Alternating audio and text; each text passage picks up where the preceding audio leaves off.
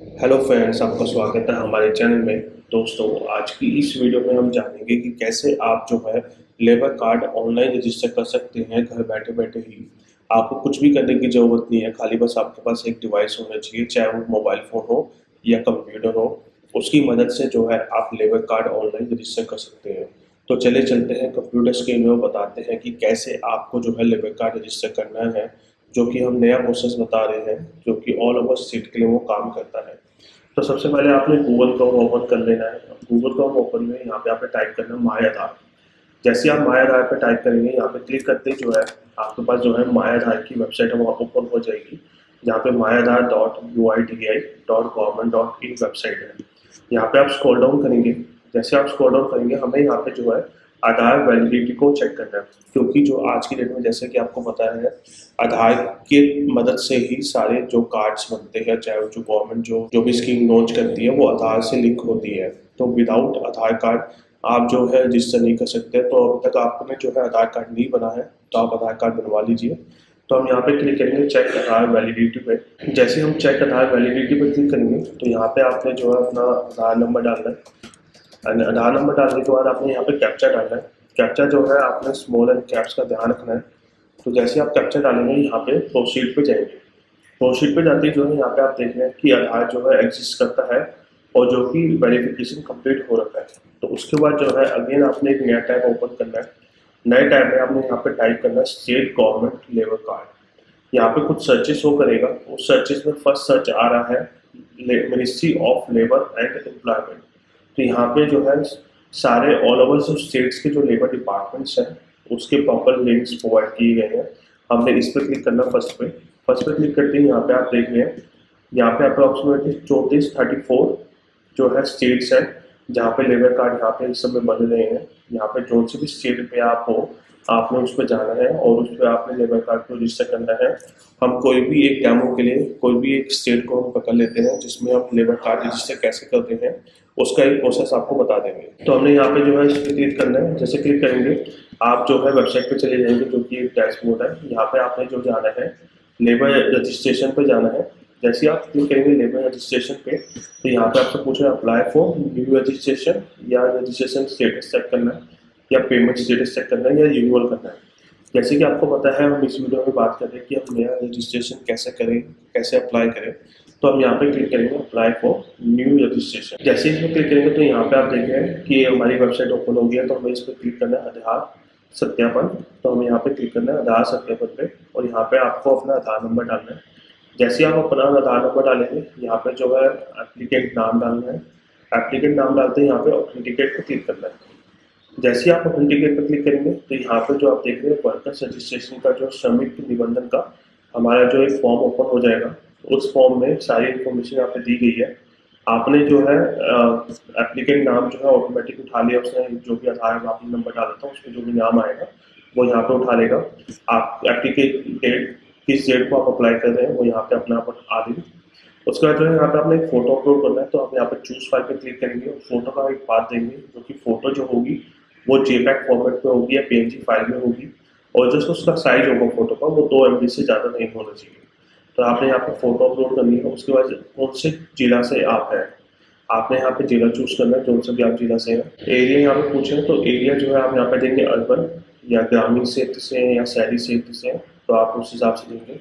और उसके बाद जो है यहाँ पे आपने यहाँ पे लिखना है ब्लॉक प्रखंड, आप कौन से प्रखंड से है आपने यहाँ पे सिलेक्ट करना है।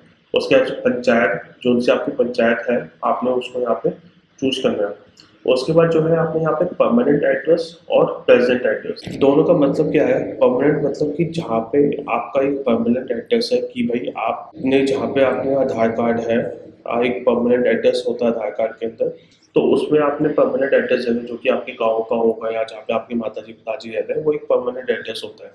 और प्रेजेंट एड्रेस मतलब कि आप अगर किसी और स्टेट में गए हैं काम करने के लिए तो वो आपका एक प्रेजेंट एड्रेस हो गया, कि हाँ हम लोग जैसे फॉर एग्जांपल आप बिहार से बिलोंग करते हैं लेकिन आप जो है झारखंड गए हुए हैं काम करने के लिए, तो आपका प्रेजेंट एड्रेस होगा झारखंड का, परमानेंट होगा बिहार का।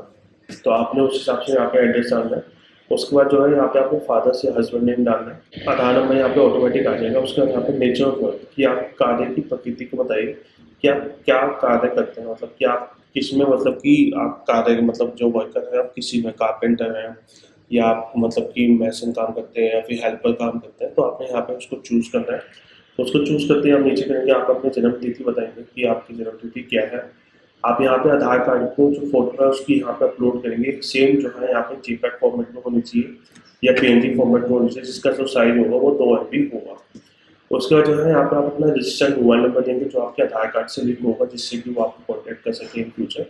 और साथ में जो है यहाँ पे आप अपनी कास्ट कैटेगरी, जाति का आप यहाँ पे कैटेगरी का नाम देंगे कि आप जनरल हैं या पिछड़ा वर्ग है या फिर EBC है, SC है, ST है, जो भी आप कैटेगरी में बिलोंग करते होंगे आप उस कैटेगरी को यहाँ पे चूज करेंगे।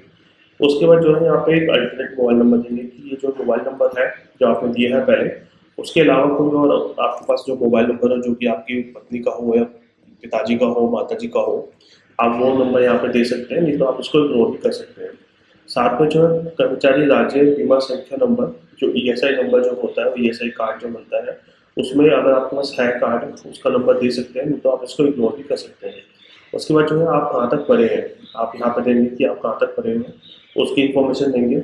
उसके बाद जो है आप जेंडर क्या है आपका, मेल फीमेल या थर्ड जेंडर, जो भी आप जेंडर है आप उसको चूज करेंगे। उसके बाद यहाँ पे मैरिटल स्टेटस पे आप जाएंगे कि आप मैरिड है या अनमैरिड है या अदर्स है, आप उस पर टिक करेंगे। जैसे टिक करेंगे नीचे आप देख रहे हैं प्रीवियस एम्प्लॉयमेंट डिटेल्स, पूर्व नियोजन विवरणी। इसका मतलब ये है कि आप जो अभी काम कर रहे हैं, पहले कहीं का आपने काम करा है, किस चीज़ का काम करा है, कब से काम करा है, सारी इन्फॉर्मेशन आप यहाँ पे दे सकते हैं। तो यहाँ पे जो है लाइसेंस नंबर कॉन्ट्रैक्टर का जहाँ पे आपने काम करा है पहले, उसका कोई लाइसेंस नंबर है तो आप वो दे सकते हैं, नहीं तो एम्प्लॉयज़ का नाम या उसका नाम दे सकते हैं। जो भी आपके पास इन्फॉर्मेशन है या आपका एड्रेस आप दे सकते हैं जहाँ पे आपने काम करा है। आप डिटेल बता सकते हैं कि आपने क्या काम करा है, कि आपने कारपेंटर का काम करा है, किस चीज़ का काम करा है और किस चीज़ का नेचर ऑफ वर्क था वो, तो आप वो यहाँ पे भी दे सकते हैं। उसके बाद जो है यहाँ पे डेट ऑफ वर्क फ्रॉम, मतलब कब से लेकर कब तक आपने काम करा, टोटल मतलब कि पीरियड आ जाएगा कि कब तक आपने काम करा, और उसका कोई सर्टिफिकेट या प्रमाण पत्र है तो आप उसको अपलोड कर सकते हैं। नहीं तो इसके अंदर जो इम्पोर्टेंट इन्फॉर्मेशन है जो कि है एम्प्लॉयर नेम, मतलब नियोजक का नाम कि जहाँ पे आपने काम करा, उसका पता और क्या काम करा, किस टाइप का काम करा, कब से कब तक और टोटल। इस सर्टिफिकेट और लाइसेंस नंबर की जरूरत नहीं है, अगर होगी तो बहुत अच्छी बात है, नहीं है तो आप उसको इग्नोर कर सकते हैं। उसके बाद जो है यहाँ पे आप इसको टिक करेंगे कि हम जो है डिक्लेयर कर रहे हैं कि जो हमने जो ऊपर की जो सारी इन्फॉर्मेशन दी है वो हमारी जो है बिल्कुल करेक्ट है। उसके बाद जो है यहाँ पे आपने अपनी बैंक इन्फॉर्मेशन डालनी है, जो कि आपको बेनिफिट मिलेगा काफ़ी ज़्यादा सरकार की तरफ से। तो यहाँ पे एक जो आपके IFSC कोड होता है आपके चेकबुक पे होता है या फिर आपके पास जो पासबुक होगी उस पर IFSC कोड लिखा होगा, जो कि आपने यहाँ पे डालना है।